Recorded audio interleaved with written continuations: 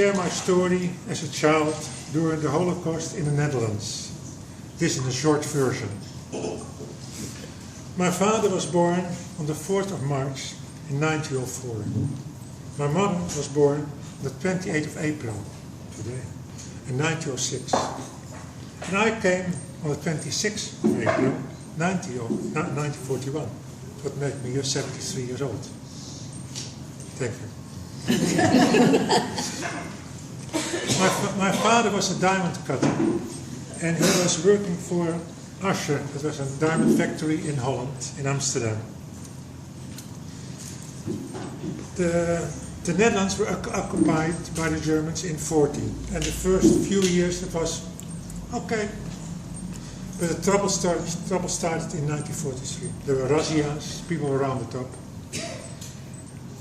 We lived in Amsterdam, in the Jewish part, Amsterdam South, and the 20th of June in 1943, it was our part.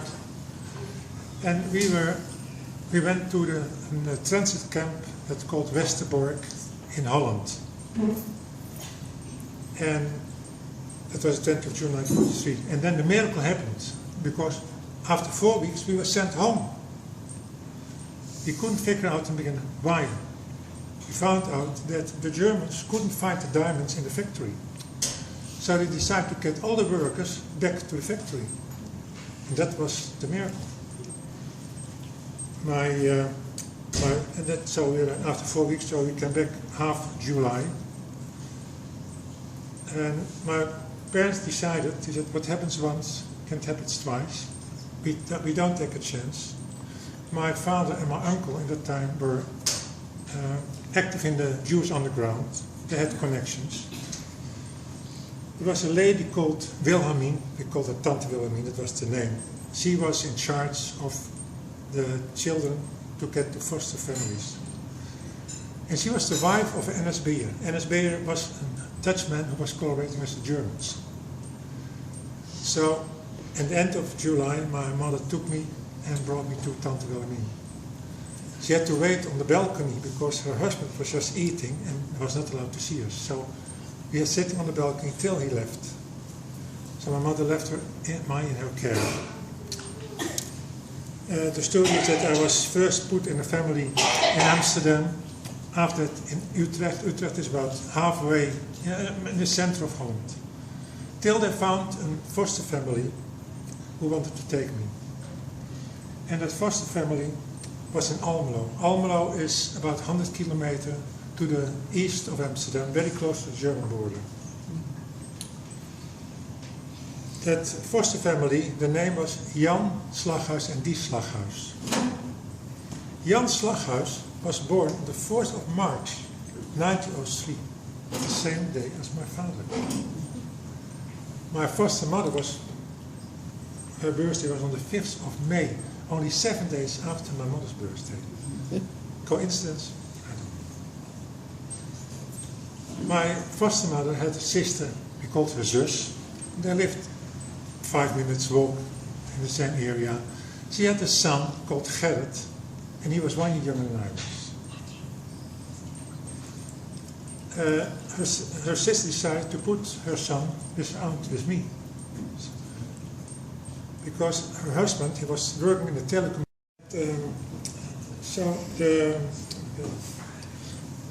When my mother gave me away, she gave a certain amount of money to the Wilhelmine who was in charge. And every month my foster parents got 40 guilders to support me. And she arranged, not only for me, for all the foster families, there was a certain amount of money that were divided.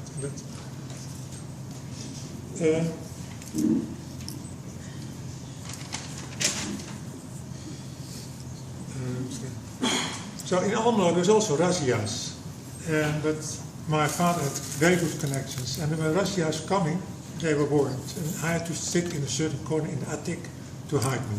It was very quiet at hiding.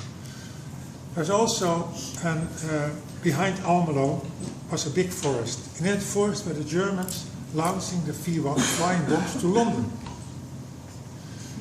And the sound if it was a misfiring, the sound was very high-pitched sound, I can still hear it. And I was taught, when I hear that sound, I had to sit in a corner of the house, in a room, and my foster parents were sitting in front of me to save me. I was taught it. So, but for the rest, I had a normal life. At my boy brother, we played outside. It was a normal life I didn't know. In the meantime, my father, my real father, was sent to Oranienburg, and he was killed in March 1945, just before the liberation. My mother went to Bergen-Belsen, and she was working in the salt mines to make spare parts for airplanes. In 1945, there was a train load brought up by Count Bernadotte, and my mother was in that train. And instead of going to the concentration camp, or to the termination camps, they were sent to Sweden. And she arrived in Gothenburg very, very ill. And it took her nearly a year to recover, but she recovered. So in 1946, she came back to Amsterdam. And the Red Cross had a list of children who were hidden. And where? So she took the train and came to Almelo. So one day there was a ring on the door. It was very uncommon. So I went to look, and my mother opened the door, and there was a strange lady with a big head there. And she said, is there a child? Do you have a child? She said, yes. I think that's my son. So she came in. And there was a proof that I was her son, because what she did, when she gave me to Wilhelmine to hide me, she put in my underwear a coin engraved with Gai. So when my foster mother took the clothes apart to enlarge it for me, she found that coin. So that was a proof. Besides that, there was a look like her. So it was not so. And so she came in, but I was always shy. I didn't hug her so. But when that strange lady came in no time I was sitting on her lap. So that was. So she stayed. We had dinner that night, and she stayed over because she couldn't go back to Amsterdam. It was too far. So the next morning, but I never did. I came out of bed and went to her room. And what can you do? Well, they wanted to make a deal with her mother because they wanted to keep me. So they said, we can give you a house and money if we can keep your son. I said, well, that's not in the picture. So they made a very good deal, an arrangement. And I've noticed later on that saved me a lot of traumas. Because it's on the side. I met people who were in the same condition as me, but had real traumas because they were taken away from their foster parents, and I didn't. They made an arrangement as long and as often I wanted to go to them, I was allowed to go, and that happened. The deal was that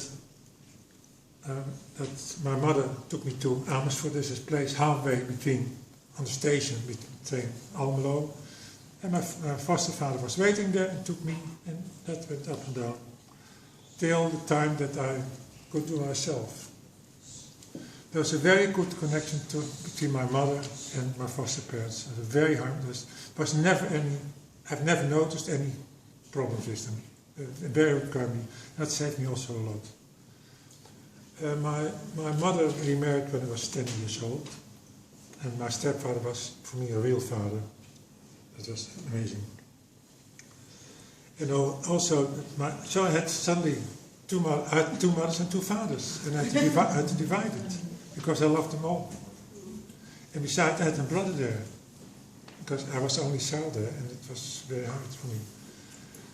So my brother came very often to us. We went on holidays, on trips, and to show you how the connection was to my foster parents and our real parents. When my foster mother passed away when I was 18 years old. I had a very hard time with that. And the last word she said before she passed away to me was, you have to drive very safely.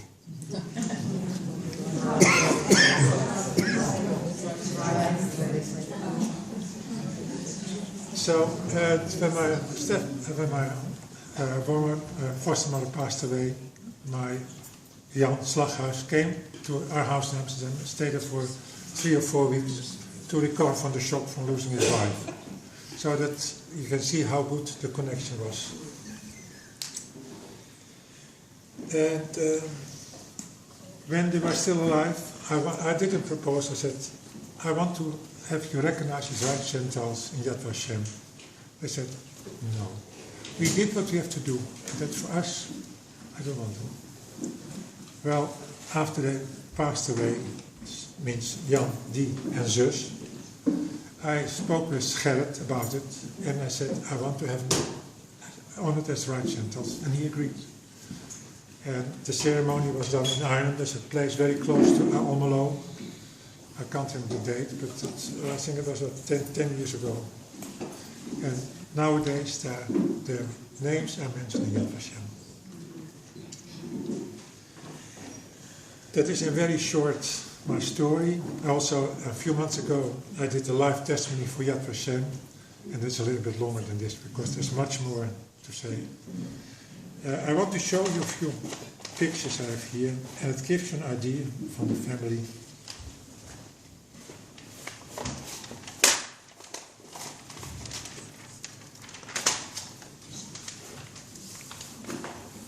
If you can pass this around.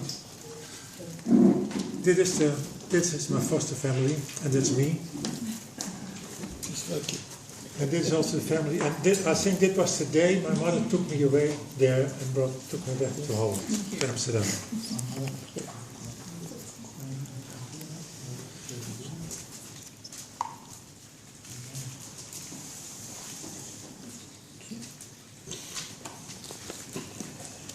If there are any questions? Yes.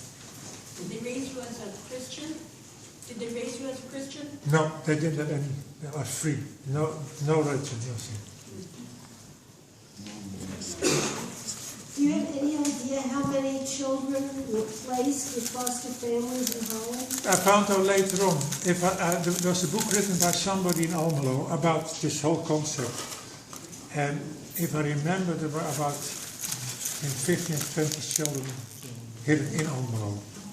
15? 15, yeah. And how many, this woman that ran the foster thing, Wilhelmina Sergeant. how many did she save, you know? A lot. A lot. Was she Jewish or she? No. Her husband was NSB'er.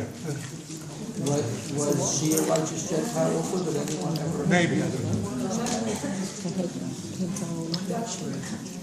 But somebody who works to Jews, they're used to look at money.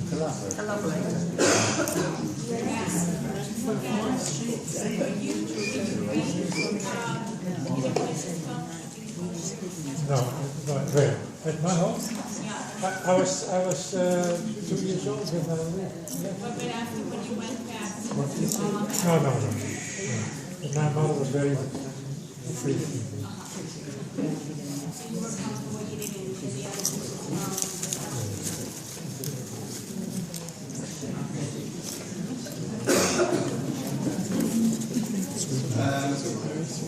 I've been reading quite a few books about Holland, about the Holland, the people there during the war. I think we as Israelis or as Jews, we've always had this impression that Holland was very, very special. They were very, very good to the Jews. But this, I heard, was not true at all. Is it right? What do you mean? They weren't good as a nation. No. They collaborated with the Germans. Oh yes, a lot. It was very dangerous. The most Jews were killed in Holland, percent-wise.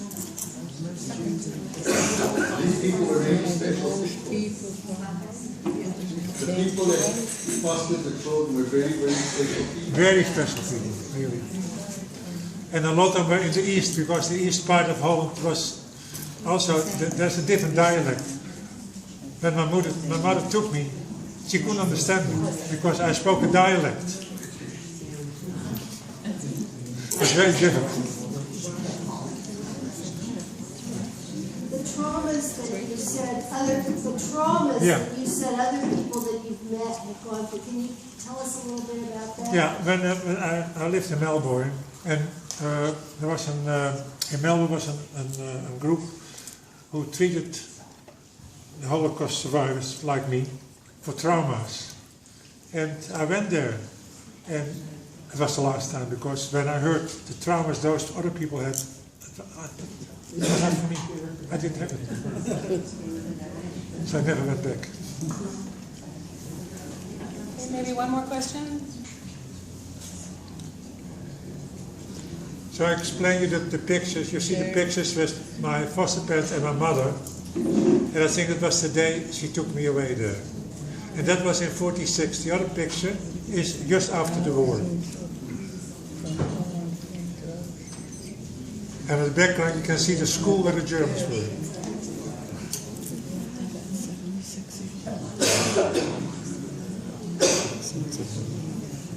I want to thank Max very, very much.